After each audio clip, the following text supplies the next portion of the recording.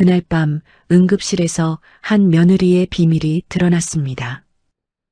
내 아들 가만둬. 이게 내 아들을 잡아먹으려고 작정을 했네. 시어머니가 제 머리채를 잡아당겼습니다. 남편이 쓰러져 실려왔는데 수술할 수 있는 의사가 없다고 했어요. 1시간을 못 버틴다는 말이 떨어지자 시어머니는 응급실 바닥에 주저앉아 울부짖었습니다. 이게 다 쟤 때문이야. 저것이 우리 집에 들어온 뒤로 맨날 안 좋은 일만 생겨. 그 순간 복도 끝에서 병원장이 나타났습니다. 제 앞에 멈춰 서더니 모든 의료진이 보는 앞에서 허리를 90도로 숙였어요. 하녀 취급하던 며느리에게 병원장이 고개를 숙이고 있었습니다. 시댁 식구들의 얼굴이 하얗게 질렸어요.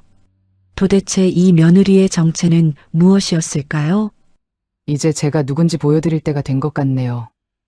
설거지, 산책할 때, 잠들기 전 이어서 듣기 편하게 지금 구독만 눌러주세요.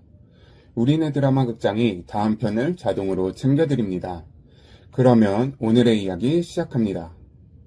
월요일 아침 낡은 상가 건물 3층에 있는 대성유통 격리 사무실은 늘 그랬듯 계산기 소리로 하루를 시작했습니다.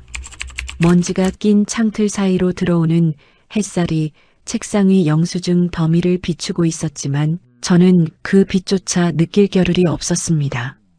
10원. 고작 10원이 맞지 않아서 어제부터 이어진 정산 작업이 끝나질 않았거든요. 영수증 한 장 한 장을 넘길 때마다 손끝에 묻어나는 잉크 냄새가 코끝을 찔렀습니다. 눅눅한 종이의 질감이 손가락 사이로 스쳐갈 때면 저도 모르게 한숨이 새어나왔죠. 격리과장 최선주. 그게 지금 제 이름 앞에 붙는 전부였습니다. 과장님, 또 10원 차이예요? 맞은편 자리에 박 대리가 물었습니다. 저는 대답 대신 계산기 위에 손가락을 올렸어요. 타다다닥. 버튼을 누르는 소리가 사무실에 경쾌하게 울려 퍼졌습니다. 영수증 위의 숫자들을 훑는 눈동자와 계산기를 두드리는 10손가락이 마치 하나의 기계처럼 맞물려 돌아갔죠. 박 대리가 자기도 모르게 손을 멈추고 제 손끝을 바라보고 있었습니다. 피아노 건반을 누르듯 정확하고 그러면서도 물 흐르듯 부드러운 움직임. 계산기 하나를 다루는 것뿐인데 제 손가락은 어딘가 다른 세계의 기술을 가진 것처럼 보였을 겁니다. 찾았어요. 여기 세 번째 영수증 단가가 110원이 아니라 100원이에요. 저는 영수증 한 장을 집어 박 대리 앞에 놓았습니다. 박 대리는 눈을 크게 뜨고 숫자를 확인하더니 고개를 절레절레 저었어요. 와, 진짜. 과장님은 어떻게 그걸 바로 찾으세요? 저는 며느리를 들여다봐도 못 찾았는데 그냥 보다 보면 눈에 들어와요. 저는 짧은 대답만 남기고 다시 제자리로 돌아왔습니다. 늘 이런 식이었어요. 숫자의 흐름 속에서 어긋난 부분을 찾아내는 건 제게 어려운 일이 아니었습니다. 이유를 묻는 사람은 없었고 저도 굳이 설명하지 않았죠. 다만 가끔 이렇게 동료들이 놀라는 눈으로 쳐다볼 때면 괜히 움츠러드는 기분이 들었습니다. 눈에 띄고 싶지 않았거든요. 이 작고 조용한 사무실에서 그냥 평범한 격리과장으로 남아있고 싶었으니까요. 점심시간이 가까워질 무렵 입사한 지 2달 된 신입사원 유진이가 울상을 지으며 제 자리로 다가왔습니다. 과장님, 저 큰일 났어요. 엑셀에서 차트를 만들었는데 숫자가 전부 엉뚱하게 나와요. 부장님한테 3시까지 보고해야 하는데 어떡하죠? 목소리가 떨리고 있었어요. 저는 자리에서 일어나 유진이의 모니터 앞에 섰습니다. 화면을 한번 훑어보는데 3초가 채 걸리지 않았죠. 수식 참조 범위가 한 칸 어긋나 있었고 그 하나의 오류가 연쇄적으로 모든 수치를 틀어버린 겁니다. 저는 마우스를 잡고 수식 2개를 수정했습니다. 차트가 즉시 정상으로 돌아왔어요. 이거 어떻게 하신 거예요? 차트가 귀신같이 딱 맞아요. 유진이가 놀란 눈으로 저를 올려다봤습니다. 그냥 보다 보니까 규칙이 보여서요. 별거 아니에요. 저는 조용히 시선을 피하며 자리로 돌아왔습니다. 사람들 앞에서 너무 눈에 띄는 건 좋지 않았어요. 이 조용한 곳에서 아무도 제 과거를 모르는 채로 살아가는 것. 그게 제가 원하는 전부였으니까요. 오후 4시쯤이었습니다. 사무실이 잠깐 조용해진 틈에 날카로운 비명이 터져 나왔어요. 아! 박 대리가 사무용품을 정리하다가 커터칼에 손을 깊게 베인 겁니다. 상처에서 피가 줄줄 흘러내렸고 박 대리는 상처를 보며 얼굴이 하얗게 질렸어요. 저는 생각보다 먼저 몸이 움직였습니다. 의자를 밀치고 달려가 제 주머니에서 깨끗한 손수건을 꺼내 상처 윗부분을 정확하게 눌러 잡았어요. 제 손은 머리가 지시하기도 전에 마치 수천 번 반복해온 동작처럼 저절로 움직이고 있었습니다. 과장님, 지혈하시는 폼이 예사롭지 않네요. 응급처치 수업이라도 들으셨어요? 박 대리가 아픈 와중에도 신기한 듯 물었습니다. 그 순간 가슴 한쪽이 서늘하게 식는 것을 느꼈어요. 아니에요. 옛날에 그냥 책에서 본 게 기억나서요. 서둘러 손수건을 박 대리 손에 쥐어주고 자리로 돌아왔습니다. 심장이 빠르게 뛰고 있었어요. 책에서 본 게 아니었습니다. 하지만 그 이상은 아무에게도 말할 수 없었죠. 잊으려고 이곳까지 도망쳐 왔는데 제 몸은 아직도 그때의 저를 기억하고 있다는 게 무서웠습니다. 계산기 앞에 다시 앉았지만 한동안 손가락이 움직이지 않았어요. 창밖으로 늦은 오후에 햇살이 기울고 있었고 먼지 입자들이 빗속에서 천천히 떠다니고 있었습니다. 이 조용한 사무실, 이 단순한 숫자들의 세계가 제가 선택한 도피처였어요. 아무도 제게 묻지 않는 곳, 제 과거가 존재하지 않는 곳. 퇴근 시간이 되어 사무실 불을 끄고 나서는데 형광등이 하나씩 꺼지며 영수증 더미 위로 그림자가 내려앉았습니다. 저는 어두워진 사무실을 한번 돌아보고 문을 닫았어요. 오늘도 10원짜리 오차를 찾아내는 하루가 끝났습니다. 한때 전혀 다른 무게의 숫자들을 다루던 이 손으로요. 시어머니 오정숙 여사의 칠순 잔치는 도심 한복판에 있는 호텔 중식 연회장에서 열렸습니다. 금색 장식이 천장부터 테이블까지 화려하게 둘러쳐진 넓은 홀에 100명이 넘는 하객이 몰려들었죠. 저는 그 화려한 공간의 입구에 서 있었습니다. 한복은커녕 변변한 옷 한 벌 없어서 몇 년 전 세일 때 사둔 검은색 정장을 꺼내 입었어요. 다림질을 아무리 해도 펴지지 않는 주름이 유난히 신경 쓰이는 저녁이었습니다. 어서 오세요. 안쪽으로 들어가시면 됩니다. 저는 입구에서 하객들의 외투를 받아 옷걸이에 걸고 자리를 안내하고 빈 잔이 보이면 달려가 차를 채우느라 쉴 틈이 없었어요. 며느리라기보다는 행사장 직원에 가까운 모습이었죠. 하객들 중 몇몇은 저를 보고 고개를 갸우뚱하기도 했습니다. 가족인지 식당 사람인지 구분이 안 됐을 테니까요. 그때 시누이 혜진이가 화려한 원피스를 입고 친구 선옷을 데리고 들어왔습니다. 시누이는 저를 보더니 친구들 쪽으로 고개를 살짝 기울이며 말했어요. 아, 우리 새언니예요. 오빠 아내분. 짧은 소개였지만 그 뒤에 낮은 목소리로 덧붙인 말이 제 귀에 들렸습니다. 세상 물정 모르는 분이라 좀 수수하지? 신경 쓰지 마. 친구들이 저를 위아래로 훑어보았습니다. 시누이는 그 시선을 즐기기라도 하듯 씩 웃으며 지나갔어요. 새언니, 거기 서 있지 말고 저기 손님들 차 좀 더 갖다 드려요. 왜 이렇게 행동이 굼떠요? 시누이가 자리에 앉으며 저를 향해 턱짓을 했습니다. 그 손목에는 지난달 제 카드로 결제된 명품 시계가 번쩍이고 있었어요. 150만 원짜리였죠. 신우이는 새언니 카드로 잠깐만 긁을게, 다음 달에 갚을게라고 했지만 그 다음 달은 아직도 오지 않았습니다. 연회장 안쪽에서는 남편 진현이가 하객들과 둘러앉아 독한 술을 들이키고 있었어요. 얼굴이 벌겋게 달아오른 채로 큰 소리를 치고 있었습니다. 내가 아내를 하나 구제해 준 거지, 뭐. 40이 넘도록 시집도 못 간 여자를 내가 데려왔으니까. 하객들이 웃음을 터뜨렸고 남편은 그 웃음에 기분이 좋아진 듯 술잔을 높이 들었습니다. 저는 그 웃음소리가 연회장 기름진 냄새와 뒤섞여 속이 울렁거리는 걸 참으며 고개를 숙였어요. 야, 최선주. 여기 물 좀 가져와. 남편이 저를 향해 손가락을 까딱거렸습니다. 100명이 넘는 하객 앞에서 아내를 이름으로 부르며 심부름을 시키는 사람. 저는 물병을 들고 조용히 다가가 잔을 채웠습니다. 남편은 고맙다는 말 대신 느려 터졌네라는 한마디를 던졌어요. 옆에 앉은 하객이 부인분이세요? 라고 묻자 남편은 머쓱한 듯 웃으며 대답했습니다. 아, 네. 뭐? 집사람이긴 한데 워낙 굼뛰고 눈치 없는 사람이라.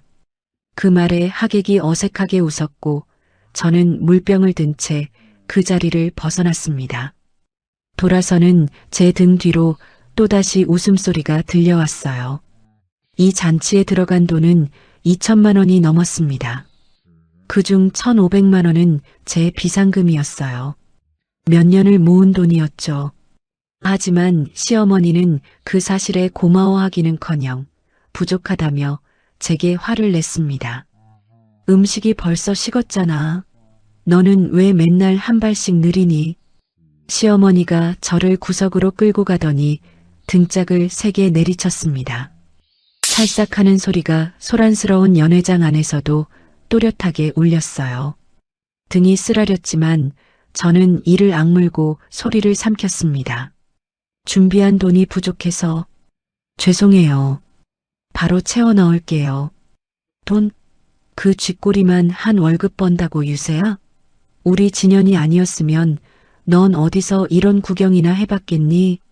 시어머니의 목소리가 날카롭게 올라갔고 주변 하객 몇 명이 슬쩍 눈치를 보며 시선을 돌렸습니다. 저는 고개를 더 깊이 숙였어요. 이 자리에서 반박하면 더 큰 소동이 벌어질 테니까요. 당신들이 마시는 그 비싼 술 한 잔이 제 며칠 밤샘 수당인 걸 알까요? 아니, 알아도 상관없겠죠. 저를 사람으로 보지도 않으니까요. 잔치가 끝나갈 무렵 저는 연회장 한쪽에서 빈 접시들을 정리하고 있었습니다. 구두가 작아 발가락이 조여오는 통증이 온몸으로 퍼지고 있었어요. 신우이가 친구들과 함께 나가면서 제 옆을 지나갔습니다. 그 손에는 면세점 쇼핑백이 2개나 들려 있었어요. 지난주에도 신우이는 새언니 급한 건데 카드 좀이라며 제 카드를 가져갔었죠. 돈을 돌려받은 적은 한 번도 없었습니다. 정리를 마치고 혼자 택시를 잡아 집으로 돌아왔습니다. 현관문을 열고 어두운 거실에 들어서니 이 집에 들어올 때 받았던 대출이자 고지서가 식탁 위에 놓여 있었어요. 제 이름으로 된 집이었습니다. 제 월급에서 매달 대출 이자가 빠져나가는 집. 하지만 이 집의 안방은 시어머니가, 큰 방은 남편이, 저는 제일 작은 방 한 칸을 쓰고 있었죠. 구두를 벗으니 발가락에 물집이 잡혀 있었습니다. 저는 아무도 없는 어두운 거실에 잠시 주저앉았어요. 식탁 위 고지서의 숫자가 어둠 속에서도 눈에 밟혔습니다. 제 돈으로 산 집, 제 돈으로 차린 잔치, 제 카드로 산 신우이의 시계와 쇼핑백. 그런데 오늘 이 집에서 감사하다는 말을 한 사람은 아무도 없었어요. 오늘 하루 1,500만 원어치의 잔치를 차려놓고 등짝을 맞은 며느리. 그게 저였습니다. 칠순 잔치가 끝나고 저와 따로 집에 돌아온 시어머니와 남편은 거실에서 한참을 떠들다가 각자 방으로 들어갔습니다. 시어머니는 안방에서 곧 코를 골기 시작했고 남편은 술에 취해 큰 방 침대에 쓰러지듯 누웠어요. 집안이 고요해진 건 새벽 1시가 넘어서였습니다. 저는 제일 작은 방에 누워 천장을 바라보고 있었어요. 잠이 올 리가 없었습니다. 등짝에 남아있는 시어머니의 손바닥 자국이 아직도 얼얼했고 연회장에서 들었던 남편의 웃음소리가 귀에서 떠나질 않았거든요. 한참을 뒤척이다가 조용히 자리에서 일어났습니다. 발소리를 죽이고 베란다 쪽으로 걸어갔어요. 차가운 밤 공기가 유리문 틈새로 스며들어 발끝을 적셨습니다. 가로등 불빛이 베란다 한쪽을 희미하게 비추고 있었죠. 저는 베란다 구석에 쌓아둔 빈 박스들 사이에 손을 넣었습니다. 손끝에 닿는 차갑고 딱딱한 감촉. 낡은 과자 상자 하나를 조심스럽게 꺼냈어요. 이 집에서 누구도 모르는 오직 저만 아는 상자였습니다. 상자 뚜껑을 열자 안에는 2가지가 들어 있었어요. 엄마가 생전에 사주신 낡은 가죽 지갑 하나와 전원이 켜지지 않는 고장난 핸드폰 하나. 그게 전부였습니다. 하지만 제게는 세상 어떤 것보다 무거운 물건이었죠. 가죽 지갑을 꺼내 손으로 천천히 쓸어봤습니다. 모서리가 닳고 색이 바래서 원래 무슨 색이었는지도 알아보기 어려울 만큼 낡아 있었어요. 하지만 가죽의 거친 질감은 선명했습니다. 엄마가 제 손에 이 지갑을 쥐어주시던 날의 온기까지도 느껴지는 것 같았어요. 지갑을 펼치니 안쪽에 작은 사진 한 장이 꽂혀 있었습니다. 엄마의 얼굴이었어요. 카메라를 향해 환하게 웃고 계신 모습. 사진 속 엄마의 눈가에는 잔주름이 가득했지만 그 웃음만큼은 세상에서 가장 따뜻한 것이었습니다. 이 사진은 엄마가 마지막으로 건강하셨을 때 찍은 거예요. 동네 사진관 앞을 지나가다 엄마가 먼저 들어가자고 하셨죠. 우리 딸이 바빠서 같이 사진 찍을 날이 없으니 엄마 혼자라도 찍어놔야지라고 웃으시면서요. 그때 왜 같이 찍자고 하지 않았을까? 지금도 후회가 됩니다. 손가락 끝으로 사진 속 엄마의 얼굴을 조심스럽게 만졌어요. 목 안쪽이 뜨겁게 올라오는 걸 느꼈습니다. 엄마, 미안해. 입술 사이로 새어나온 목소리는 거의 숨소리에 가까웠어요. 내가 그 자리에 있었어야 했는데. 3년 전이었습니다. 제가 아주 중요한 일을 하고 있던 날이었어요. 다른 사람의 목숨이 제 손에 달려있는 절대로 자리를 뜰 수 없는 그런 순간이었죠. 그 일을 끝내고 돌아왔을 때 핸드폰 화면에 엄마의 부재중 전화가 7통 찍혀 있었습니다. 고장난 핸드폰을 집어들었어요. 전원 버튼을 눌러봤지만 당연히 화면은 켜지지 않았습니다. 하지만 저는 그 까만 화면 위에 찍혀있던 숫자들을 또렷이 기억하고 있었어요. 부재중 전화 7통, 그리고 마지막에 도착한 문자 하나. 그날 그 문자를 확인했을 때 저는 무릎이 꺾이듯 바닥에 주저앉았었습니다. 엄마가 보낸 마지막 말들. 그 짧은 문장이 제 삶을 통째로 바꿔놓았어요. 제가 하던 일을, 제가 쌓아온 모든 것을 그날 이후로 놓아버렸습니다. 엄마의 마지막 순간에 곁에 있지 못했다는 사실은 어떤 벌을 받아도 씻을 수 없는 죄 같았어요. 그래서 도망쳤습니다. 제가 있던 곳에서, 제가 하던 일에서, 저라는 사람의 모든 것에서요. 몇 달을 아무것도 하지 못하고 지냈습니다. 아침에 눈을 떠도 일어날 이유가 없었고 밤이 와도 잠이 들 수가 없었어요. 엄마가 남긴 마지막 말들이 머릿속을 빙빙 돌았고 그때마다 숨이 막히는 것 같았습니다. 그렇게 무너져 있던 어느 날 지인의 소개로 남편을 만났어요. 남편은 제 과거를 묻지 않았습니다. 전에 무슨 일을 했는지, 왜 혼자인지 아무것도요. 아무것도 묻지 않는 사람이 편했고, 그래서 2년 전에 결혼했습니다. 제 과거를 아는 사람이 아무도 없는 곳에서 아무도 아닌 사람으로 살고 싶었으니까요. 하지만 도망친 끝에 도착한 곳이 여기였습니다. 시어머니의 손바닥에 등을 맞고 남편에게 이름이 불리며 심부름을 하는 이 자리. 엄마가 살아계셨다면 절대 이런 모습은 보여드리지 못했을 거예요. 이제 도망칠 곳도 없는데. 엄마, 나 어떻게 해야 해? 가로등 불빛 아래에서 엄마의 사진이 희미하게 빛났습니다. 사진 속 엄마는 여전히 웃고 계셨어요. 아무 대답도 해주지 않는 그 웃음이 오히려 가슴을 더 깊이 파고들었습니다. 눈물이 볼을 타고 흘러내려 지갑 위에 떨어졌어요. 가죽 위로 번진 눈물 자국이 가로등 빛에 잠깐 반짝이다가 스며들었습니다. 그때 큰 방 쪽에서 삐걱거리는 소리가 났어요. 야, 최선주. 안 자고 거기서 뭐해? 남편의 잠에 취한 목소리가 어둠을 찢듯 울려 퍼졌습니다. 저는 순간적으로 상자 뚜껑을 닫고 빈 박스들 사이로 밀어 넣었어요. 심장이 쿵쿵 뛰었지만 최대한 평온한 목소리를 만들어냈습니다. 잠이 안 와서요. 금방 들어갈게요. 밤중에 귀신같이 그러고 있지 말고 어서 들어가서 자. 남편의 발소리가 화장실 쪽으로 멀어져 갔습니다. 저는 숨을 내쉬며 베란다 바닥에 등을 기대었어요. 차가운 타일의 감촉이 등을 통해 전해졌지만 시어머니에게 맞은 자리보다는 덜 아팠습니다. 바깥에서 새벽 바람이 불어와 베란다 유리창을 가볍게 흔들었어요.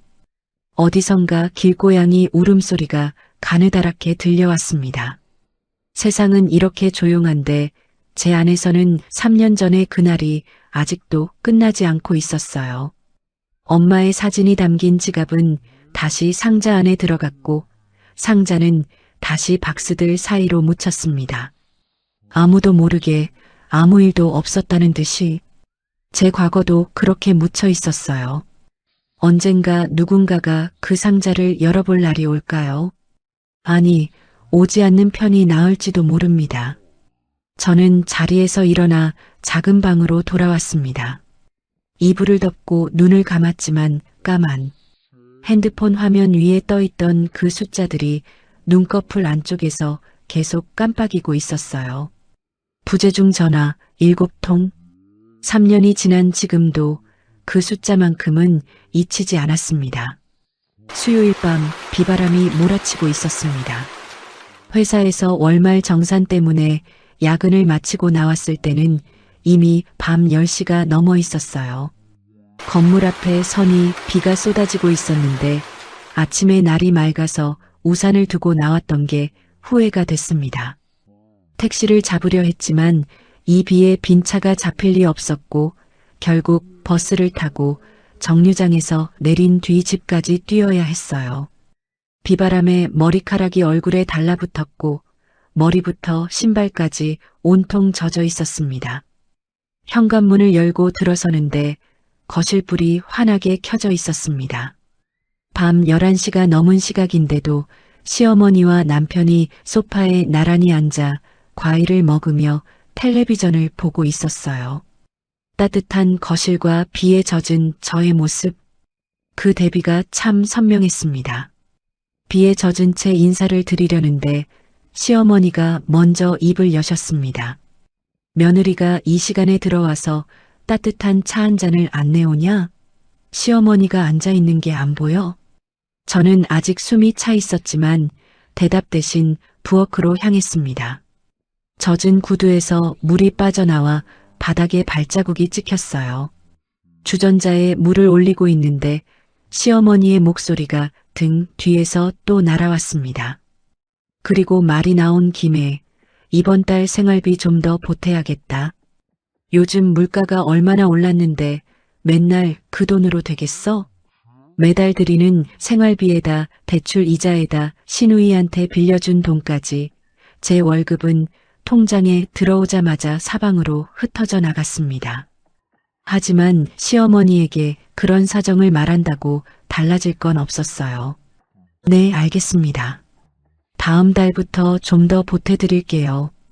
그 대답을 듣고도 시어머니는 만족하지 않으셨는지 혀를 끌끌 차셨습니다. 이번 달도 빠듯했어요. 칠순 잔치에 1,500만 원을 쓴 뒤로 비상금은 바닥이 났고 대출 이자는 어김없이 빠져나갔고 시누이에게 빌려준 돈은 돌아올 기미가 없었습니다. 거기에 생활비까지 더 보태라니. 이 집에서 제 월급이란 마르지 않는 샘물 같은 것이었어요. 아무리 퍼내도 고마워하는 사람은 없고 마르면 원망만 돌아오는 그런 것이요. 찻잔을 들고 거실로 나왔어요. 남편이 과일 접시를 밀어내며 저를 올려다봤습니다. 돈 몇 푼 벌어온다고 유세 떨지 마라. 이렇게 늦게 다니면 집안일은 누가 하냐고. 남편이 바닥에 놓인 제 가방을 발끝으로 툭 걷어찼습니다. 가방이 미끄러져 거실 구석으로 밀려갔어요. 그 안에는 오늘 하루치 약은 서류와 지갑이 들어 있었지만 남편에게는 발에 걸리는 짐짝에 불과했던 거죠. 찻잔을 내려놓고 현관에 물을 닦으러 가려는데 시어머니가 또 말씀하셨습니다. 우리 진현이가 너 같은 사람 데려와서 팔자를 고쳐줬으면 고마운 줄 알고 좀 알아서 해야 할 거 아니야. 맨날 이렇게 늦으면 남편 밥은 누가 차려? 저는 걸레를 쥔 채 무릎을 꿇고 현관 바닥을 닦았습니다. 비에 젖은 옷이 몸에 달라붙어 한기가 느껴졌지만 추운 건 몸이 아니라 마음이었어요. 매일이 이런 식이었습니다. 어떤 말을 해도 돌아오는 건 타박뿐이었고 제가 이 집에서 할 수 있는 건 고개를 숙이고 참는 것뿐이었죠. 그런데 그날은 참는 게 되지 않았습니다. 걸레를 들고 일어서는데 남편이 텔레비전 채널을 돌리며 한마디를 더 던졌어요. 너 진짜 쓸모가 없다. 돈도 제대로 못 벌고 살림도 제대로 못하고 대체 뭐 하는 사람이야? 그 말이 가슴 한복판에 꽂혔습니다. 쓸모가 없다. 그 한마디가 2년 동안 쌓아온 인내심의 마지막 한 겹을 찢어버렸어요. 저도 모르게 입이 열렸습니다. 저도 너무 힘들어요. 목소리가 떨렸지만 분명하게 말했습니다. 그 짧은 한마디에 거실 공기가 얼어붙었어요. 시어머니의 눈이 커졌고 남편의 손이 리모컨 위에서 멈췄습니다. 뭐라고? 남편이 자리에서 벌떡 일어났습니다. 얼굴이 순식간에 붉어졌어요. 어디서 남편한테 대들어. 너 같은 게 우리 집에 들어와서 집안 기운이 다 꺾였어. 시어머니가 소파에서 몸을 일으키며 소리쳤습니다. 남편은 저를 향해 삿대질을 하며 한 걸음 다가왔어요. 너 오늘 쫓겨나고 싶어? 너가 이 집에서 하는 게 뭐가 있다고 큰 소리야. 남편의 목에 핏대가 섰습니다. 얼굴이 불그락푸르락해지면서 눈 주변의 핏줄까지 터질 듯 부풀어 올랐어요. 목소리가 점점 거칠어지고 숨소리가 가빠지기 시작했습니다. 너 진짜. 삿대질하던 남편의 손이 갑자기 허공에서 멈췄어요. 그리고 그 손이 천천히 자기 가슴 위로 내려갔습니다. 가슴이. 남편의 얼굴에서 붉은기가 빠지기 시작했습니다. 순식간에 핏기가 사라지면서 입술이 파랗게 변해갔어요. 이마에 구슬 같은 식은땀이 맺혔고 두 눈이 공포에 질려 크게 벌어졌습니다. 숨이 안 쉬어져. 누가 가슴을 밟는 것 같아. 남편이 한쪽 팔을 뻗어 테이블을 잡으려 했지만 힘이 빠진 손이 허공을 헤맸어요. 그 순간 남편의 몸이 앞으로 고꾸라졌습니다. 테이블 위에 과일 접시와 찻잔이 바닥으로 쏟아지며 거실에 날카로운 소리가 울려 퍼졌어요. 깨진 접시 파편이 바닥을 긁으며 흩어졌고 과일이 사방으로 굴러갔습니다. 진현아, 진현아. 시어머니가 비명을 지르며 남편에게 달려갔습니다. 남편은 바닥에 엎드린 채 가슴을 움켜쥐고 거친 소리를 내고 있었어요. 숨을 쉬려는 건지 신음인 건지 구분이 안 되는 목구멍에서 짓눌려 나오는 소리였습니다. 저는 그 소리를 듣는 순간 머릿속이 하얗게 변했어요. 하지만 몸은 달랐습니다. 마치 누군가 제 등을 밀기라도 한 것처럼 저도 모르게 남편 곁으로 달려가 있었어요. 비에 젖은 무릎이 깨진 접시 파편 위로 미끄러졌지만 아픈 건 느껴지지 않았습니다. 남편의 얼굴을 들여다봤습니다. 식은 땀으로 범벅이 된 이마, 하얗게 질린 피부, 파랗게 변해가는 입술. 한쪽 팔을 붙잡고 있는 걸 보니 통증이 어깨와 팔까지 퍼지고 있는 것 같았어요. 숨을 쉬려고 안간힘을 쓰고 있었지만 들이마시는 공기가 가슴까지 닿지 못하는 듯 입만 벌려지고 있었습니다. 단순히 가슴이 아픈 게 아니었습니다. 이건 심장이 멈추기 직전의 상태였어요. 식은 땀, 하얀 얼굴, 팔까지 퍼지는 통증. 제 머릿속 어딘가에서 아주 또렷한 목소리가 들려왔습니다. 급성 심근경색. 지금 당장 손을 쓰지 않으면 이 사람은 죽어. 그 목소리는 격리과장 최선주의 것이 아니었어요. 제 안에 잠들어 있던 3년 전에 제가 깨어나고 있었습니다. 바깥에서는 여전히 비바람이 창문을 두드리고 있었고 거실에는 깨진 접시와 흩어진 과일 사이로 남편의 신음소리만 가득했습니다. 비키세요. 빨리. 시어머니를 밀어내며 소리쳤습니다. 제 목소리가 이렇게 클 수 있다는 걸 저도 몰랐어요. 방금 전까지 고개를 숙이고 걸레를 쥐던 사람이 아니었습니다. 거실 바닥에 무릎을 꿇고 남편의 몸을 바로 눕히며 저는 이 집에 들어온 뒤 처음으로 제 안에 있던 무언가가 깨어나는 걸 느꼈습니다. 떨리는 손을 꽉 쥐었다 폈어요. 지금은 떨릴 때가 아니었습니다. 남편의 몸을 바로 눕히고 저는 양손을 깍지 꼈습니다. 머릿속이 놀라울 만큼 맑아졌어요. 3년 동안 잠들어 있던 무언가가 눈을 떴고 제 손은 스스로 알아서 움직이기 시작했습니다.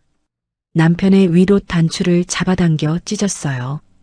단추가 바닥에 튕기며 흩어졌지만 신경 쓸 겨를이 없었습니다. 가슴 한가운데 정확한 위치에 손바닥 아래쪽을 얹었어요. 그리고 온 체중을 실어 누르기 시작했습니다. 하나, 둘, 셋, 넷. 가슴뼈를 누를 때마다 둔탁한 감각이 손바닥을 타고 팔 위로 전해졌습니다. 제 이마에서 땀이 흘러내려 눈 안으로 들어갔어요. 매운 통증이 번졌지만 눈을 감을 수 없었습니다. 리듬을 놓치면 이 사람의 심장은 영영 다시 뛰지 않을 테니까요. 29, 30. 인공호흡 2번. 다시 하나부터. 제 안에서 흘러나오는 리듬은 머리로 세는 것이 아니었어요. 몸이 기억하고 있었습니다. 셀 수 없이 반복했던 한때 제 일상이었던 그 동작을. 땀이 턱 끝에서 뚝뚝 떨어져 남편의 맨가슴 위로 떨어졌습니다. 그때 부엌 쪽에서 뭔가를 뒤지는 소리가 들렸어요. 고개를 돌리니 시어머니가 한 손에 소금 단지를 다른 손에 바늘을 들고 달려오고 있었습니다. 비켜. 소금 뿌려야 해. 손도 따야 하고. 시어머니가 소금 단지 뚜껑을 열어 남편의 몸 위로 확 뿌렸습니다. 하얀 소금 알갱이가 남편의 가슴과 제 손등 위로 흩어졌어요. 저는 멈출 수 없었습니다. 손을 떼는 순간 이 사람은 끝이에요. 어머니, 안 됩니다. 소금 치우세요. 시끄러. 옛날부터 이럴 때는 손을 따서 피를 빼야 한다고. 시어머니가 바늘을 들어 남편의 손가락을 찌르려 했습니다. 저는 한 손으로 가슴 압박을 유지하면서 다른 손으로 시어머니의 팔을 잡았어요. 지금 바늘로 찌르면 안 돼요. 깨끗하지 않은 바늘로 찌르면 상처가 골마요. 아들 살리고 싶으시면 제발 저 방해하지 마세요. 이게 어디서 아들 몸에 올라타서 난리야. 비켜. 시어머니는 제 말을 듣지 않았습니다. 바늘을 뿌리친 것에 화가 났는지 제 머리채를 두 손으로 움켜잡고 뒤로 잡아당겼어요. 머리카락이 뿌리째 뽑히는 듯한 통증이 두피를 찢었습니다. 시야가 흔들렸지만 저는 이를 악물고 남편의 가슴에서 손을 떼지 않았어요. 남편 죽이려고 그러는 거지. 너가 이 집에 들어온 뒤로 맨날 안 좋은 일만 생겨. 시어머니의 울부짖음이 귓가를 찢었습니다. 하지만 지금 이 순간 시어머니의 말보다 중요한 건 제 손바닥 아래에서 점점 차가워져 가는 남편의 몸이었어요. 머리카락이 뽑히든 뺨을 맞든 이 리듬만은 멈출 수 없었습니다. 어머님, 제가 태어나서 시어머니에게 이렇게 큰 소리를 낸 건 처음이었어요. 목소리에 실린 힘에 시어머니의 손이 잠깐 멈췄습니다. 지금 아들 심장이 멈추기 직전이에요. 제가 가슴을 누르고 있는 게 아들의 심장을 대신 뛰게 해주는 거예요. 제 손이 멈추면 아들도 멈춰요. 이해하시겠어요? 시어머니의 눈이 크게 떠졌습니다. 하지만 완전히 물러선 건 아니었어요. 바닥에 떨어진 바늘을 다시 주우려 손을 뻗었습니다. 그래도 손은 따야 해. 옛날에 네 시할아버지도 이렇게 해서 살았어. 어머님, 그건 옛날 이야기예요. 바늘로 찌르면 피가 더 나고 감염이 돼요. 지금 아드님한테 필요한 건 소금도 바늘도 아니에요. 제 손이에요. 제발이요. 마지막 제발요에 제 목소리가 갈라졌습니다. 시어머니는 바늘을 쥔 채 멈춰 섰어요. 제 눈에 맺힌 땀인지 눈물인지 모를 것이 흘러내리는 걸 보셨는지 그제서야 한 발 물러섰습니다. 바늘이 시어머니의 손에서 떨어져 바닥에 가볍게 부딪혔어요. 핸드폰을 꺼내 119에 전화를 걸었어요. 어깨와 귀 사이에 전화기를 끼운 채 두 손으로는 가슴 압박을 계속했습니다. 119입니다. 무엇을 도와드릴까요? 45살 남자 환자입니다. 갑자기 가슴 통증을 호소하다 쓰러졌고 지금 의식이 없고 숨을 쉬지 않고 있어요. 심장이 멈춘 것 같습니다. 지금 제가 가슴 압박을 하고 있는데 빨리 와주셔야 합니다. 알겠습니다. 주소 알려주시고 계속 가슴 압박 유지해 주세요. 주소를 불러주면서도 손은 멈추지 않았어요. 전화기 너머의 대원이 잠깐 말을 멈췄습니다. 아마 제가 너무 침착하게 상황을 설명하는 게 의아했을 거예요. 보통 이런 상황에서 가족들은 울며 소리를 지르기 마련이니까요. 보호자분, 혹시 심폐소생술 교육 받으신 적 있으세요? 네. 가슴 압박 계속하겠습니다. 자동 심장 충격기 꼭 가져와 주세요. 전화를 끊고 다시 남편의 얼굴을 내려다봤습니다. 입술이 더 파래져 있었어요.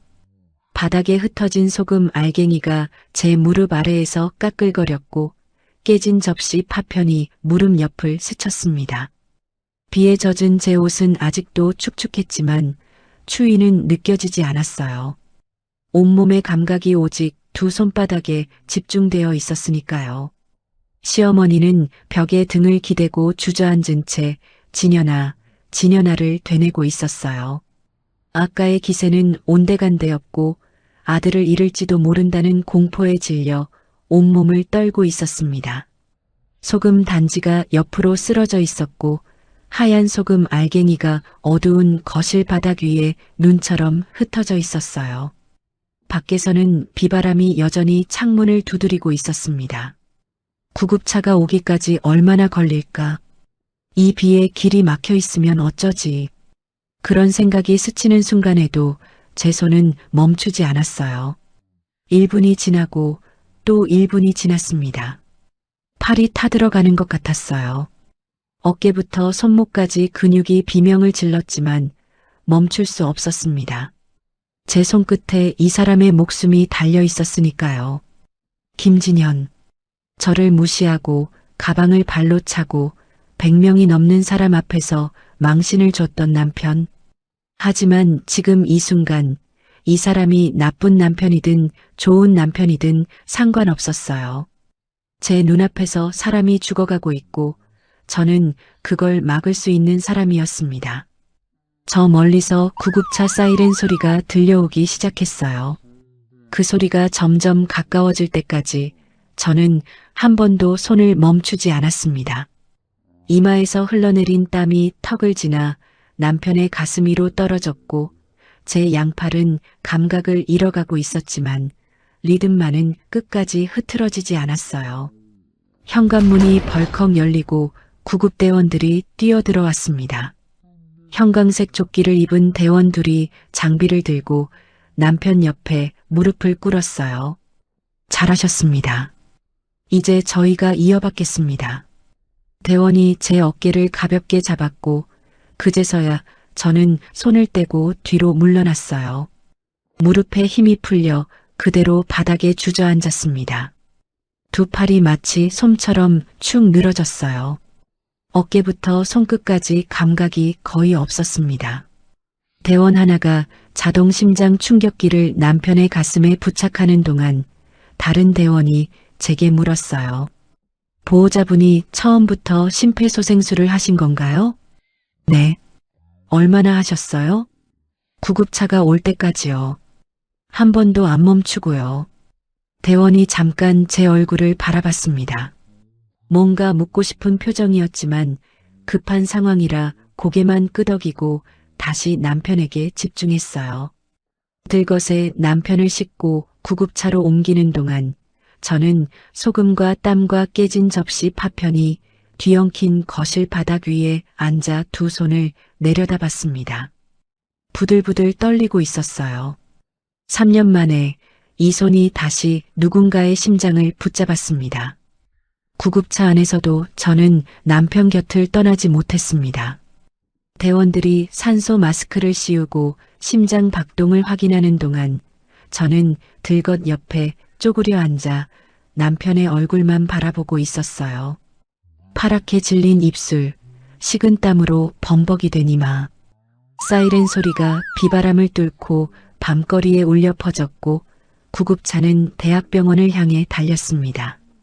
응급실에 도착하자마자 남편은 처치실 안으로 실려갔어요. 저는 복도에 남겨졌습니다. 하얀 형광등이 눈이 시리도록 밝았고 소독약 냄새가 코를 찔렀습니다. 이 냄새, 3년 만에 맡는 이 냄새에 심장이 쿵 하고 내려앉았어요. 한때 제가 매일 맡던 냄새였으니까요. 복도 의자에 앉아 기다리는 시간은 끝이 없는 것처럼 느껴졌습니다. 처치실 안에서 의료진이 오가는 발소리가 들렸고 간간히 기계 알람 소리가 울렸어요. 그 소리가 울릴 때마다 심장이 쪼그라드는 것 같았습니다. 잠시 뒤 시어머니가 택시를 타고 도착했습니다. 뒤이어 시누이도 헐레벌떡 뛰어왔어요. 시누이는 눈이 퉁퉁 부어 있었고 시어머니는 슬리퍼를 신은 채였습니다. 급하게 나온 게 눈에 보였어요. 시어머니는 도착하자마자 저를 보더니 달려와 어깨를 밀쳤습니다. 너 때문이야. 네가 남편한테 대들어서 우리 진현이가 이렇게 된 거잖아. 어머니, 지금은 내 아들 살려내. 이 재수 없는 거사. 너 때문에 우리 집 기둥이 뽑히게 생겼어. 시어머니의 울부짖음이 응급실 복도에 울려 퍼졌습니다. 옆에 있던 다른 환자 보호자들이 고개를 돌려 쳐다봤어요. 시누이도 옆에서 거들었습니다. 새언니가 집에 들어온 뒤로 맨날 안 좋은 일만 생긴다고 했잖아. 오빠가 이러는 것도 다 새언니 때문이야. 저는 아무 말도 할 수 없었습니다. 다만 복도 의자에 앉아 떨리는 두 손을 무릎 위에 올려놓고 처치실 문만 바라보고 있었어요. 비에 젖었던 옷은 병원의 에어컨 바람에 서서히 마르고 있었지만 몸속 한기는 가시지 않았습니다. 1시간쯤 지났을까요? 처치실 문이 열리고 젊은 의사가 나왔습니다. 표정이 어두웠어요. 시어머니가 벌떡 일어나 의사에게 매달렸습니다. 우리 아들 어때요? 괜찮은 거죠? 의사는 잠시 말을 고르더니 입을 열었어요. 심장으로 가는 혈관이 아주 심하게 막혀 있습니다. 보통은 가느다란 관을 넣어서 막힌 부분을 뚫는 시술을 하는데 이 환자분은 혈관이 딱딱하게 굳어버려서 그 방법으로는 불가능합니다.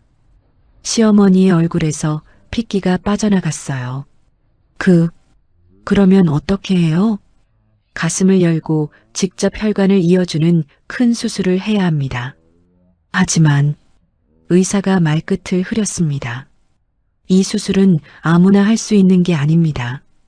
국내에서 이 정도 난이도를 해낼 수 있는 교수님이 손에 꼽는데 하필 지금 다들 해외 학회 중이셔서 연락이 안 됩니다. 저희 실력으로는 솔직히 무리입니다. 그러면 우리 아들은요? 우리 아들은 어떻게 되는 거예요? 이대로라면 1시간을 넘기기 어려울 수 있습니다. 시어머니가 복도 바닥에 주저앉았습니다. 무릎을 치며 울부짖기 시작했어요. 안 돼. 우리 진현이가 왜? 다른 병원에 데려가면 안 되는 거야? 의사가 조심스럽게 고개를 저었습니다. 다른 병원에 가셔도 마찬가지입니다. 이동하는 시간만큼 환자분이 더 위험해지십니다. 저희도 수술 가능한 교수님을 수소문하고 있습니다만 시어머니는 바닥을 주먹으로 내리치며 통곡했어요. 신우이도 옆에서 오빠, 오빠를 부르며 눈물을 쏟았습니다. 그 울음소리 사이로 시어머니가 저를 향해 손가락질을 했어요. 저것이 저 며느리가 남편한테 대들어서 이렇게 된 거야. 저것만 아니었으면 우리 진현이가 이럴 일도 없는데. 신우이도 눈물을 닦으며 거들었습니다. 새언니가 집에 들어온 뒤로 맨날 안 좋은 일만 생긴다고 했잖아. 오빠가 이러는 것도 다 새언니 때문이야. 저는 아무 말도 할 수 없었습니다. 입술을 꽉 깨물고 복도 의자에 앉아 있었어요. 반박할 힘도 없었지만 사실 반박할 마음도 없었습니다. 지금 중요한 건 누구의 잘못이냐가 아니었으니까요. 저는 그 소리들이 멀어지는 것 같았어요. 귀에 들어오지 않았습니다. 제 눈은 의사가 나오면서 잠깐 열린 처치실 문 안쪽을 향해 있었거든요. 문틈 사이로 모니터 화면이 보였습니다. 심장 박동을 나타내는 선이 불규칙하게 흔들리고 있었어요. 그리고 그 옆에 붙어 있는 검사 결과 종이. 멀리서 봤지만 제 눈은 그 숫자들을 읽고 있었습니다. 몸이 기억하고 있었어요. 한때 매일같이 읽던 종류의 숫자들이었으니까요. 막힌 위치, 굳어진 정도, 심장이 버틸 수 있는 시간. 그 모든 것이 제 머릿속에서 하나의 그림으로 맞춰졌습니다. 할 수 있어. 저 수술, 내가 할 수 있어. 그 생각이 머리를 스치는 순간 온몸에 전류가 흐르는 것 같았습니다. 하지만 바로 뒤이어 다른 목소리가 올라왔어요. 3년이야. 3년 동안 한 번도 그 일을 하지 않았어. 손이 예전 같을까? 실수하면 어쩌지? 또 누군가를 잃으면? 그때처럼 되면 어떡해? 3년 전의 기억이 밀려왔습니다. 소독약 냄새가 났던 그날. 제가 다른 사람을 살리는 동안 엄마는 혼자서 마지막 숨을 거두셨어요. 병원 복도의 이 하얀 형광등도, 이 차가운 공기도 그날과 똑같았습니다. 두 손을 내려다봤어요. 아까 남편의 가슴을 누르느라 빨갛게 부어오른 손바닥. 이 손으로 다시 할 수 있을까? 3년이라는 시간이 이 손에서 무엇을 가져갔을까? 아니, 그보다 더 무서운 건 이 손이 아니라 제 마음이었어요. 또다시 수술실에 서는 순간 엄마를 잃었던 그 공포가 되살아날 것 같았습니다. 손이 떨리고 있었습니다. 주먹을 꽉 쥐어봤지만 떨림은 멈추지 않았어요. 복도 저쪽에서 시어머니의 울음소리가 울려 퍼지고 있었고 처치실 안에서는 남편의 심장이 시시각각 꺼져가고 있었습니다. 해야 해. 하지만 할 수 있을까? 그 두 문장 사이에서 저는 움직이지 못하고 있었어요. 떨리는 손을 무릎 위에 올려놓은 채 처치실 문만 바라보고 있었어요.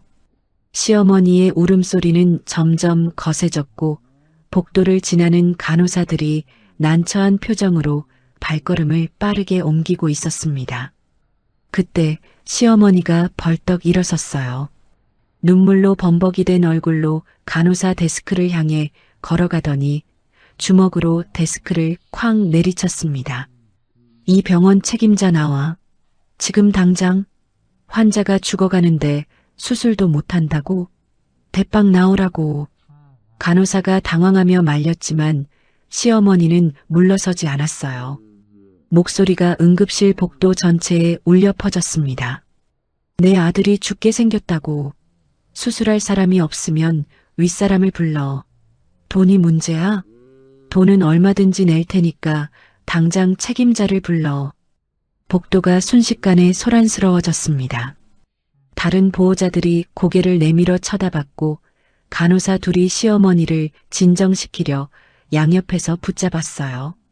하지만 시어머니는 뿌리치며 더 큰 소리를 질렀습니다. 그 소란을 뚫고 복도 저쪽에서 발소리가 들려왔어요.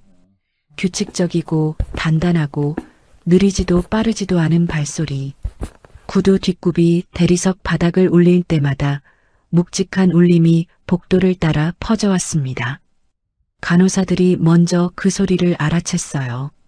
하나둘 고개를 돌리더니 자세를 바로잡았습니다. 하얀 가운을 입은 노신사가 복도 끝에서 걸어오고 있었어요. 은발이 형광등 아래에서 부드럽게 빛났고 가운 왼쪽 가슴에는 금색 글씨로 이름이 새겨져 있었습니다. 그 뒤로 수행하는 의료진 서너시 반걸음 뒤에서 따르고 있었어요. 간호사 하나가 급히 다가가 상황을 보고했습니다. 노신사는 가볍게 고개를 끄덕이며 시어머니 쪽으로 시선을 돌렸어요. 시어머니가 그를 보고 소리쳤습니다. 당신이 여기 책임자야? 내 아들 좀 살려봐. 노신사는 대답 대신 시어머니 너머로 시선을 옮겼습니다. 의자에 앉아있는 사람들을 한 명씩 훑다가 어느 순간 그 시선이 멈췄어요. 저와 눈이 마주쳤습니다. 노신사의 발이 멈췄습니다. 마치 보이지 않는 벽에 부딪힌 것처럼 그 자리에 굳어섰어요. 눈이 크게 떠졌고 입이 반쯤 벌어졌습니다. 수행하던 의료진이 앞서가던 그가 갑자기 멈추자 어리둥절한 표정으로 서로를 쳐다봤어요. 저도 그를 올려다보고 있었습니다. 강석호. 3년 전 제가 마지막으로 일하던 곳의 병원장이었던 분. 제 스승이었던 분.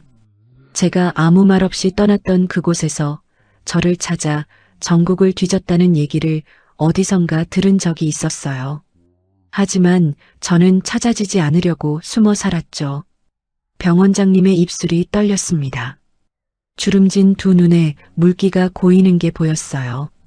한 걸음, 또 한 걸음, 천천히 제 앞으로 다가오셨습니다. 최선주, 교수, 그 목소리는 낮고 갈라져 있었어요. 울음을 참으려는 것 같았습니다. 자네, 여기 있었나? 복도의 소란이 일순간 멈췄습니다. 시어머니도 시누이도 간호사도 수행의료진도 모두 병원장님을 바라보고 있었어요. 이 병원의 최고 책임자가 의자에 구겨진 정장 차림으로 앉아있는 초라한 여자 앞에서 멈춰 선 겁니다. 병원장님이 허리를 숙이셨어요. 가볍게가 아니었습니다. 허리가 거의 직각이 될 때까지 깊고 느리게 아주 정중하게 숙이셨어요. 은발이 앞으로 쏟아지며 형광등 빛을 받았습니다. 그 모습을 본 수행 의료진들의 입이 벌어졌어요. 자네를 찾으려고 3년을 헤맸네. 전국 방방곡곡 해외까지 수소문했어. 그런데 이런 곳에서 이런 모습으로 병원장님의 목소리가 떨렸습니다. 허리를 숙인 채 말을 이으셨어요. 돌아와줘서 고맙네. 정말로 고맙네. 응급실 복도가 물을 끼얹은 듯 조용해졌습니다. 수행하던 의료진 중 한 명이 숨을 들이켰어요. 이 병원의 병원장이 수백 명의 의료진을 이끄는 최고 책임자가 의자에 앉아 있는 누군지도 모를 여자에게 허리를 90도로 숙이고 있었으니까요. 병원장님이 허리를 편 뒤에도 제 손을 놓지 않으셨어요.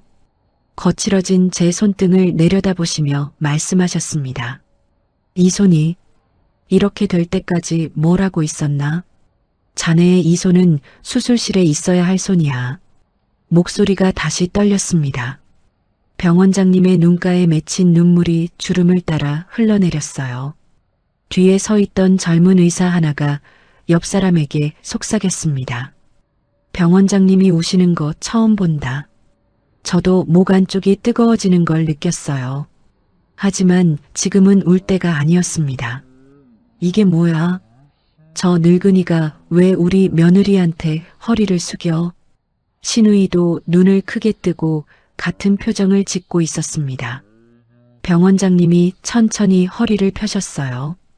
그리고 옆에 서 있던 젊은 당직 의사를 향해 돌아섰습니다. 방금 전까지 저희 실력으로는 무리입니다라고 말했던 그 의사였죠. 병원장님의 눈빛이 차갑게 변했습니다. 자네가 아까 수술을 포기한다고 했나? 당직 의사의 얼굴이 하얗게 질렸어요. 그게 이 수술을 할 수 있는 교수님이 안 계셔서. 안 계셔? 병원장님이 제 쪽을 가리키셨습니다. 여기 계시잖나? 복도에 있던 모든 사람의 시선이 저에게 쏠렸습니다. 저는 의자에 앉은 채 고개를 들어 병원장님을 올려다봤어요. 이분이 누군지 아나? 3년 전까지 국내에서 가장 어려운 심장 수술을 해내서 전 세계 의학계를 뒤흔들었던 분이야.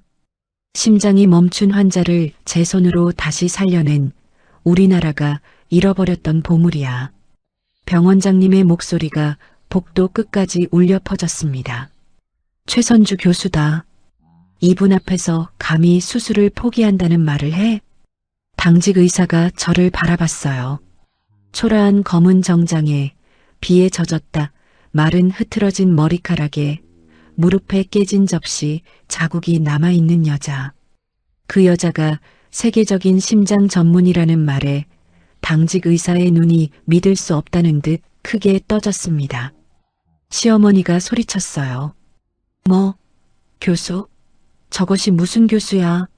대학도 못 나온 격리가 무슨. 병원장님이 천천히 시어머니를 향해 고개를 돌렸습니다. 그 눈빛이 차가웠어요. 아까 당직 의사에게 보인 것보다 더 서늘한 시선이었습니다. 보호자분, 단 한마디에 시어머니의 입이 닫혔어요. 당신 며느리는 이 나라가 잃어버렸던 신의 손이요. 내가 평생 의사로 살면서 본 사람들 중에 이분만한 실력을 가진 사람은 손에 꼽소. 함부로 입을 놀리지 마시오. 특히 당신 아들 살리고 싶으면 조용히 있어요. 시어머니의 얼굴이 돌처럼 굳었습니다. 입이 반쯤 벌어진 채 아무 말도 나오지 않는 것 같았어요. 옆에 있던 신우이도 마찬가지였습니다. 저를 바라보는 두 사람의 눈에 공통된 감정이 떠올랐어요. 믿을 수 없다는 충격, 그리고 그 뒤를 따라오는 무언가 크게 잘못됐다는 불안감. 3년 동안 밥을 차리고 등짝을 맞고 카드를 빌려주고 서빙을 하던 그 며느리가 이 나라의 병원장이 허리를 숙이는 사람이라니. 시어머니의 다리가 풀리는 게 보였어요. 벽을 짚으며 간신히 서 있었습니다. 복도에 있던 간호사들과 의료진의 시선도 달라져 있었어요. 아까까지 초라한 보호자 취급을 하던 눈빛이 이제는 경외와 호기심이 뒤섞인 눈빛으로 바뀌어 있었습니다. 저는 천천히 자리에서 일어났습니다. 두 다리가 떨렸지만 일어서야 했어요. 병원장님의 눈을 마주 봤습니다. 그 눈에는 반가움과 안도와 그리고 아직 남아있는 걱정이 담겨 있었어요. 병원장님, 오랜만입니다. 제 목소리가 생각보다 담담하게 나왔어요. 인사는 나중에 하죠. 지금 환자 상태가 어떤지 먼저 보여주세요. 병원장님이 고개를 끄덕이셨습니다.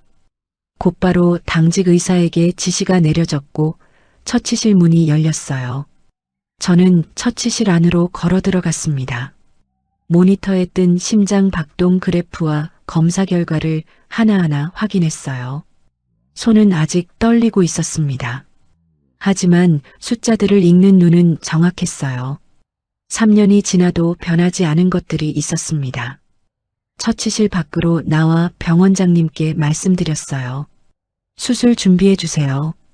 제가 하겠습니다. 병원장님의 입가에 미소가 번졌습니다. 안도의 미소였어요. 수술팀 소집해. 지금 당장. 최선주 교수가 집도하신다. 병원장님의 지시가 떨어지자 응급실이 순식간에 움직이기 시작했어요. 간호사들이 뛰었고 전화가 돌려졌고 수술실 불이 켜졌습니다. 3년 동안 멈춰있던 시계가 다시 돌아가는 것 같았어요. 저는 복도를 걸어 수술실로 향했습니다. 등 뒤에서 시어머니의 목소리가 들렸어요. 제가 정말 교수라고? 우리 며느리가? 아무도 대답하지 않았습니다. 저도 뒤를 돌아보지 않았어요. 지금은 뒤를 볼 때가 아니었습니다. 제 앞에는 열려야 할 심장이 기다리고 있었고 제 손은 3년 만에 다시 그 일을 하려 하고 있었으니까요. 복도를 걷는 제 발소리가 울렸습니다. 아까까지 구겨진 정장 차림에 초라하게 의자에 앉아있던 여자의 발소리가 아니었어요. 한 걸음 한 걸음이 단단해지고 있었습니다. 제 안에서 3년 동안 잠들어 있던 사람이 완전히 깨어나고 있었어요. 수술실 앞에 섰을 때 병원장님이 뒤에서 한마디 하셨습니다. 최 교수, 자네 손은 아직 살아있어. 내가 보증하지. 저는 돌아보지 않고 대답했어요. 확인은 수술실에서 하겠습니다. 수술실 문이 열렸습니다. 수술실 옆 세면대 앞에 섰습니다. 수도꼭지를 틀자 차가운 물이 쏟아져 내렸어요. 두 손을 물 아래에 넣고 손가락 하나하나를 꼼꼼하게 닦기 시작했습니다. 손톱 밑, 손가락 사이, 손목까지. 이 동작을 마지막으로 한 게 언제였던가. 물소리가 귀를 채우는 순간 제가 이 수술실을 떠나던 날의 기억이 밀려왔습니다. 3년 전 그날도 이렇게 손을 닦고 있었어요. 10시간이 넘는 수술을 끝내고 나온 직후였죠. 수술실 밖에서는 환자 가족들이 울며 감사 인사를 했고 의료진은 환호했습니다. 모두가 제 이름을 불렀어요. 저는 피곤했지만 뿌듯했습니다. 사람을 살렸다는 그 감각이 온몸에 퍼져 있었거든요. 그런데 탈의실에서 핸드폰을 꺼내 든 순간 세상이 멈췄습니다. 부재중 전화 7통, 전부 엄마였어요. 그리고 마지막에 도착한 문자 하나. 선주야, 가슴이 좀 답답하네. 괜찮겠지? 엄마가 잘 몰라서 별거 아닌 걸로 걱정시키는 거 아닌지 모르겠다. 우리 딸 바쁠 텐데 미안해. 나중에 여유 있을 때 전화 줄래? 엄마는 평생 그런 사람이었어요. 아파도 표현을 안 하시고 힘들어도 걱정을 끼치지 않으려고 혼자 삼키는 분이었죠. 제가 어릴 때부터 그랬어요. 몸살이 나도 엄만 괜찮아라고 하시면서 저한테는 따뜻한 밥을 차려주시던 분. 제가 공부하느라 밤을 새우면 아무 말 없이 우유 한 잔을 책상 위에 놓고 가시던 분. 그런 엄마가 가슴이 답답하다고 문자를 보냈다는 건 정말로 많이 아프셨다는 뜻이었을 거예요. 그런데 저는 그 문자를 10시간이 지나서야 봤습니다. 그 문자를 보고 급히 전화를 걸었지만 받는 사람은 엄마가 아니었습니다. 낯선 목소리가 전해준 말은 단 한마디였어요. 보호자분이세요? 어머님이 병원에 오시는 도중에. 나머지는 기억이 흐릿합니다. 택시를 타고 병원에 도착했을 때 엄마는 이미 눈을 감고 계셨어요. 차가워진 엄마의 손을 잡고 바닥에 주저앉았던 기억만 또렷합니다. 제가 다른 사람의 심장을 고치는 동안 제 엄마의 심장이 혼자서 멈춰버렸어요. 마지막 전화 한 통조차 받아주지 못한 딸 때문에 엄마는 혼자서 무서웠을 겁니다. 그 뒤로 저는 무너졌어요. 남의 목숨을 살리는 손이 정작 가장 소중한 사람 하나 지키지 못했다는 사실이 숨을 쉴 수 없을 만큼 무거웠습니다. 메스를 잡으면 손이 떨렸고 수술실 문만 보면 가슴이 조여왔어요. 결국 모든 것을 놓았습니다. 이름도 지위도 경력도 아무도 저를 모르는 곳으로 가서 아무것도 아닌 사람으로 살기로 했어요. 물소리가 여전히 흐르고 있었습니다. 손끝에 닿는 차가운 감촉이 저를 현재로 돌려놨어요. 거울에 비친 제 얼굴을 봤습니다. 눈 밑에 그늘이 져 있었고 입술은 바짝 말라 있었어요.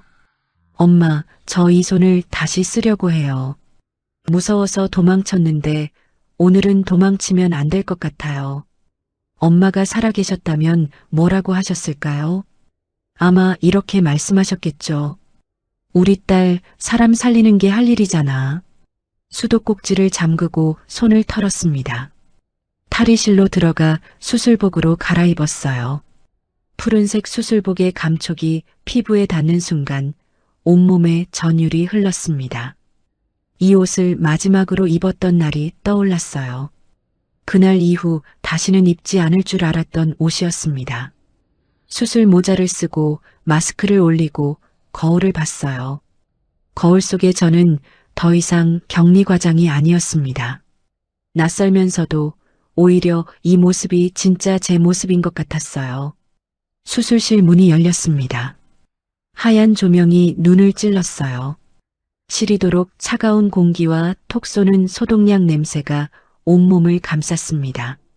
이 냄새, 이 온도, 이 조명, 모든 것이 그대로였어요. 마치 제가 떠났던 시간이 존재하지 않았던 것처럼요. 수술대 주변에 도열해 있던 의료진이 일제히 고개를 숙였어요. 최선주 교수님 기다리고 있었습니다. 그 말이 귀에 들어오는 순간 제 안에서 무언가가 딱하고 맞물리는 느낌이 들었어요.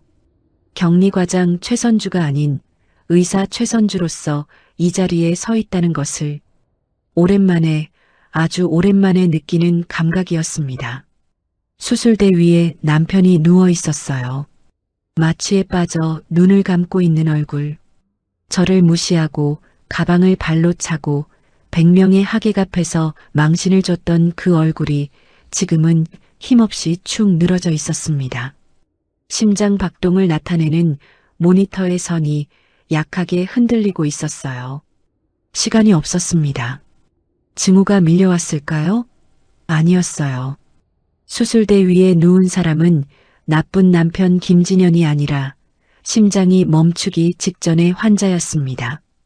지금 이 순간 저는 아내가 아니라 의사였어요. 수술 시작합니다. 지금부터는 제 지시만 따라주세요. 제 목소리가 수술실에 울렸습니다. 놀랄 만큼 차분하고 단단한 목소리였어요. 보조의사가 수술 도구를 건넸습니다. 손에 잡히는 금속의 차가운 무게감. 익숙한 느낌이었어요. 손이 기억하고 있었습니다. 가슴을 열었습니다. 멈추기 직전의 심장이 보였어요. 막혀버린 혈관, 딱딱하게 굳어버린 부분들. 다른 곳에서 건강한 혈관을 떼어내 막힌 부분을 우회해서 이어붙이는 수술이었습니다. 가장 가느다란 실과 바늘로 머리카락보다 얇은 혈관벽을 한 땀 한 땀 꿰매야 했어요. 첫 바늘을 꿰매는 순간 손끝이 미세하게 떨렸습니다. 심장이 덜컥 내려앉았어요. 역시 안 되는 걸까? 하지만 두 번째 바늘부터는 떨림이 가라앉았습니다. 세 번째, 네 번째. 바늘이 혈관벽을 통과할 때마다 손가락이 점점 확신을 되찾아갔어요. 마치 오래 떠나 있던 집에 돌아와 현관문 비밀번호를 누르는 것처럼 몸이 먼저 기억하고 있었습니다. 보조의사가 숨을 죽이며 지켜봤어요. 수술실 안의 모든 사람이 제 손끝에 시선을 고정하고 있었습니다. 1시간이 지나고 2시간이 지났습니다. 저는 고개 한번 들지 않았어요. 허리가 끊어질 것 같았고 어깨 근육이 돌처럼 굳었지만 느낄 겨를이 없었습니다. 이마에 맺힌 땀방울을 간호사가 닦아주었지만 그것도 느끼지 못했어요. 세상에 오직 이 심장과 제 손끝만 존재하는 것 같았습니다. 참관실에서 지켜보던 병원장님의 목소리가 마이크를 통해 들려왔습니다. 최 교수, 자네 손은 여전히 살아있군. 저는 대답하지 않았어요. 대답할 여유가 없었습니다. 마지막 혈관을 잇는 중이었거든요. 가장 가늘고 가장 어려운 부분. 바늘 끝이 미세하게 흔들렸지만 저는 숨을 멈추고 한 땀을 완성했습니다. 혈관 연결 완료했습니다. 혈류 개방하겠습니다. 클램프를 풀자 피가 새로 이어붙인 혈관을 따라 흐르기 시작했어요. 수술실의 모든 눈이 모니터를 향했습니다. 불규칙하게 흔들리던 심장 박동의 선이 잠시 평평해졌어요. 1초, 2초, 3초. 수술실의 숨소리조차 들리지 않는 정적이 흘렀습니다. 저도 숨을 멈추고 모니터를 바라봤어요. 제발, 뛰어줘. 4초, 5초. 평평한 선이 계속되었습니다. 보조의사의 얼굴에 긴장이 번졌어요.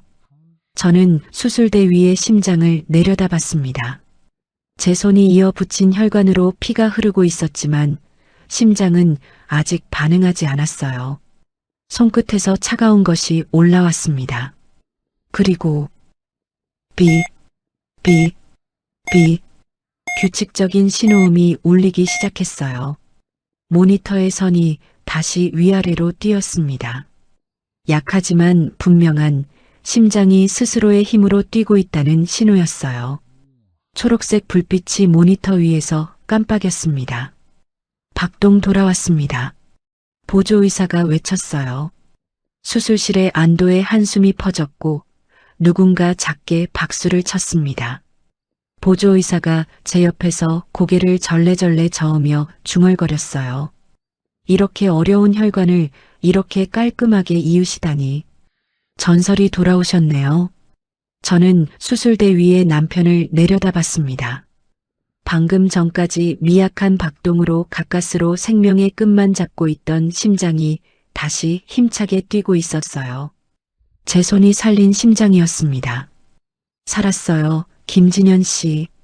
마스크 안에서 낮은 목소리로 말했습니다. 당신은 내 손에 한 번 더 기회를 얻은 거예요. 수술 장갑을 벗고 수술실을 나왔어요. 복도의 차가운 공기가 얼굴을 스쳤습니다. 그제서야 온몸의 긴장이 풀리면서 다리가 후들거렸어요. 벽에 한 손을 짚고 잠시 멈춰 섰습니다. 수술복 등이 땀으로 흠뻑 젖어 있었고 손가락 마디마디가 뻐근했어요. 복도 저쪽에서 시어머니와 시누이가 의자에 앉아 있는 게 보였습니다. 시어머니는 고개를 숙인 채 기도를 하고 있었고 시누이는 불안한 눈으로 수술실 쪽을 바라보고 있었어요. 저를 발견한 시누이가 벌떡 일어섰습니다. 하지만 저는 그쪽으로 가지 않았어요. 아직은 그 사람들을 마주할 준비가 되지 않았습니다. 반대쪽 복도 끝 아무도 없는 창가에 서서 밖을 내다봤어요. 새벽 하늘이 조금씩 밝아오고 있었습니다. 비는 멈춰 있었어요. 엄마, 보고 있었어요? 저 오늘 사람 살렸어요. 당신을 지키지 못했던 이 손으로 오늘은 한 사람을 붙잡았어요. 엄마가 살아계셨다면 뭐라고 하셨을까요? 아마 잘했다. 우리 딸이라고 하셨겠죠. 그 한마디면 됐을 텐데. 그 한마디를 듣고 싶어서 여기까지 온 건지도 모르겠어요. 눈물이 마스크 안쪽을 적셨습니다. 하지만 복도에서 기다리는 사람들에게 눈물을 보일 수는 없었어요. 마스크를 벗고 눈가를 손등으로 한번 훔치고 등을 펴고 한 걸음을 내디뎠습니다. 더 이상 도망치는 걸음이 아니었습니다. 수술 이틀 뒤 남편은 중환자실에서 일반 병실로 옮겨졌습니다. 병원 측에서 배정한 건 넓은 개인 병실이었어요. 병원장님이 직접 지시하신 거라고 했습니다. 방 안에는 꽃바구니가 벌써 10개 넘게 쌓여 있었고 복도에서부터 꽃 냄새가 진하게 풍겼어요. 병원장님의 수제자가 직접 살린 환자라는 소문이 퍼진 뒤로 병원 안팎에서 꽃과 위문품이 쏟아져 들어온 겁니다. 저는 병실 문 앞에 잠시 서 있었습니다. 문을 열기 전에 가방 속을 한번 확인했어요. 서류 봉투 2개가 들어 있었습니다.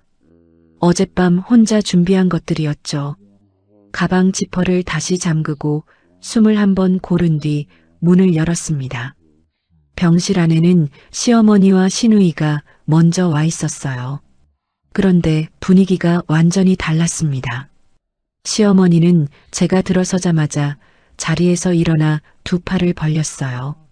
이 사람이 저를 향해 팔을 벌린 건 결혼한 이래 처음이었습니다. 선주야, 우리 며느리. 시어머니가 달려와 제 손을 덥석 잡았어요. 거칠고 마른 손이 제 손등을 꼭 쥐었습니다. 칠순 잔치에서 등짝을 내리치던 바로 그 손이었죠. 내가 눈이 삐었었나 봐. 이런 보물을 몰라보고. 어쩌면 좋아. 선주야, 우리 다시 잘해보자. 응? 내가 잘못했어. 시누이도 옆에서 과일 바구니를 들며 환하게 웃었습니다. 새언니, 아니 교수님이라고 불러야 하나? 정말 대단하세요. 우리 집안에 이런 분이 계셨다니. 시누이는 그러면서 자연스럽게 제 팔짱을 끼려 했어요. 전에는 제 앞에서 코웃음을 치던 사람이 이제는 마치 오래된 친구처럼 다정하게 구는 모습이 낯설었습니다. 우리 집안, 그 말이 귀에 걸렸어요. 며칠 전까지 새언니가 재수 없어서 오빠가 죽는다고 했던 입에서 나온 말이었습니다. 시누이의 손목에는 여전히 제 카드로 산 명품 시계가 채워져 있었어요. 갚겠다고 했던 150만 원은 물론 그 뒤로 빌려간 돈도 한 푼 돌아온 적이 없었죠. 시어머니는 과일을 깎아 접시에 담으며 연신 제 앞에 내밀었습니다. 이거 먹어, 선주야. 많이 먹어. 수술하느라 얼마나 고생했어. 어머니가 앞으로 매일 과일 깎아줄게. 매일 과일을 깎아주겠다는 시어머니. 불과 며칠 전까지는 차 한 잔 안 내온다고 등짝을 때리시던 분이었습니다. 사람이 이렇게 빨리 변할 수 있다는 게 신기하기보다는 그래서 더 마음이 차가워졌어요. 침대 위에서 남편이 제 쪽을 바라보고 있었습니다. 수술 뒤라 얼굴이 많이 수척해져 있었고 눈 밑에 짙은 그늘이 져 있었어요. 목에는 심장 박동을 확인하는 기계줄이 연결되어 있었고 팔에는 수액줄이 꽂혀 있었습니다. 남편은 저를 보자 눈시울이 붉어졌어요. 선주야. 목소리가 갈라져 있었어요. 내가 몰랐어. 너가 그런 사람인 줄 정말 몰랐어. 미안해, 선주야. 내가 너한테 너무 심하게 했어. 남편의 눈에서 눈물이 흘러내렸습니다. 처음 보는 모습이었어요. 결혼한 뒤로 단 한 번도 제 앞에서 울지 않았던 사람이었거든요. 하물며 미안하다는 말은 한 번도 들어본 적이 없었죠. 시어머니가 옆에서 거들었어요. 그래, 선주야. 진현이도 반성하고 있어. 우리 다 달라질 테니까. 이제 교수님으로 대접해줄게. 응? 교수님으로 대접해준다. 그 말이 웃기기도 하고 서글프기도 했습니다. 격리 과장일 때는 식모 취급을 하고 교수인 걸 알았더니 대접을 해준다. 결국 이 사람들에게 중요한 건 제가 어떤 사람이냐가 아니라 제가 어떤 쓸모가 있느냐였던 거예요. 저는 시어머니가 잡고 있는 제 손을 천천히 빼냈습니다. 뿌리치는 게 아니라 조용히 하지만 확실하게요.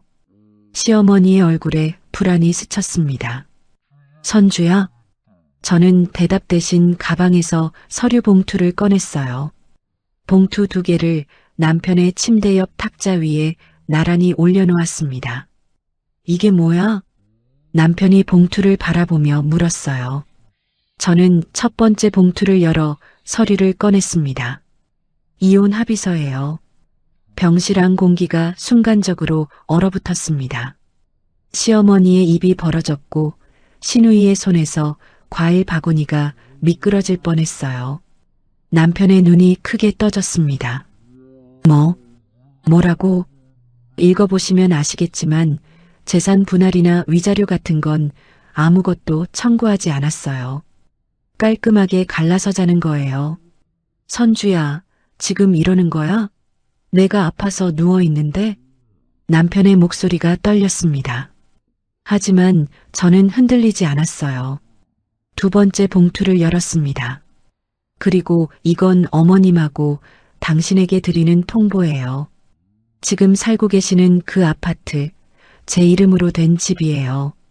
제 돈으로 사서 제가 매달 대출 이자를 내고 있는 집이요. 1달 안에 나가주세요. 시어머니가 비명에 가까운 소리를 질렀어요. 뭐라고? 그 집이 네 집이라고? 그게 무슨 소리야? 같이 살던 우리 집이지. 등기부등본 확인해 보시면 됩니다. 뻔히 제 이름으로 되어 있는 집인데 같이 살았다고 우리 집이라뇨? 제가 매달 월급에서 이자를 내고 있었다는 것도, 어머니가 안방을 쓰시고 제가 가장 작은 방에서 지냈다는 것도 전부 기록이 남아 있습니다. 시어머니의 입이 파르르 떨렸어요. 그 아파트에서 안방을 차지하고 거실을 자기 방처럼 쓰며 며느리의 월급으로 유지되는 생활을 당연하게 여기던 분이었죠. 시누이가 끼어들었어요. 새언니, 갑자기 이러면 어떡해? 엄마가 당장 어디로 가? 혜진 씨. 제가 이름을 부르자 시누이의 입이 닫혔습니다. 저는 시누이를 조용히 바라봤어요. 어머님이 그렇게 걱정되면 혜진 씨가 모시고 살면 되잖아요. 그리고 제 카드로 쓰신 돈 다 합하면 적지 않아요. 갚아주실 거라 믿고 따로 청구는 안 하겠지만 앞으로 연락할 일 만들지 않게 해주세요. 시누이의 얼굴이 빨갛게 달아올랐습니다. 할 말이 없었겠죠. 명품 시계를 찬 손을 슬그머니 뒤로 감췄어요. 그리고 어머님, 저는 시어머니를 똑바로 바라봤습니다. 칠순 잔치 때 제 등짝 때리신 거, 그리고 그 전에도 여러 차례 맞은 거, 폭행죄로 고소 접수했습니다. 조만간 경찰서에서 연락이 갈 거예요. 시어머니의 얼굴이 하얗게 질렸습니다. 입을 벌렸다 닫았다를 반복했지만 아무 말도 나오지 않았어요. 시누이는 과일 바구니를 탁자에 내려놓고 한 발 뒤로 물러섰습니다. 아까의 환한 웃음은 어디에도 없었죠. 남편이 침대에서 상체를 일으키려 했어요. 수술 자리가 아팠는지 얼굴을 찡그리며 제 쪽으로 손을 뻗었습니다. 선주야, 제발. 나 이렇게 아픈 거 알잖아. 이대로 놔버릴 거야? 다시 시작하면 안 되겠어? 저는 그 손을 잡지 않았습니다. 대신 한 걸음 뒤로 물러섰어요. 버리는 게 아니에요. 제가 제 자리를 찾는 거예요. 당신 옆은 제 자리가 아니거든요. 선주야, 당신을 살린 건 의사로서의 의무였어요. 아내로서의 사랑이 아니에요. 오해하지 마세요. 병실이 조용해졌습니다. 꽃바구니의 달콤한 냄새가 오히려 이 차가운 공기와 어울리지 않았어요. 시어머니가 벽을 짚으며 주저앉았고 시누이는 고개를 숙인 채 바닥만 보고 있었습니다. 매달리는 그들의 눈에서 공포가 보였어요. 며느리가 떠나는 것에 대한 서운함이 아니었습니다. 돈줄이 끊기고 집에서 쫓겨나고 자랑할 수 있는 간판이 사라지는 것에 대한 공포. 그게 이 사람들이 저를 붙잡으려는 진짜 이유였어요. 시어머니가 마지막으로 제 치맛자락을 잡았습니다. 선주야, 내가 잘못했어. 제발 한 번만. 저는 치맛자락을 조용히 빼내며 말했어요. 어머님, 전 당신들한테 가족이 아니었어요. 돈 나오는 자판기였잖아요. 그 자판기 오늘부로 고장났습니다. 가방을 들고 병실 문을 향해 걸었습니다. 뒤에서 남편이 부르는 소리가 들렸어요. 선주야, 선주야, 제발. 뒤를 돌아보지 않았습니다. 문을 열고 나서며 마지막으로 한마디만 남겼어요. 김진현 씨, 건강 잘 회복하세요. 당신의 주치의가 아니라 당신의 아내로서 하는 마지막 인사예요. 병실 문이 닫혔습니다. 복도로 나오자 형광등 불빛이 눈에 들어왔어요. 가슴이 시원한 것 같기도 하고 텅 빈 것 같기도 했습니다. 하지만 발걸음은 가벼웠어요. 2년 동안 어깨를 짓누르던 무게가 한꺼번에 내려앉은 기분이었습니다.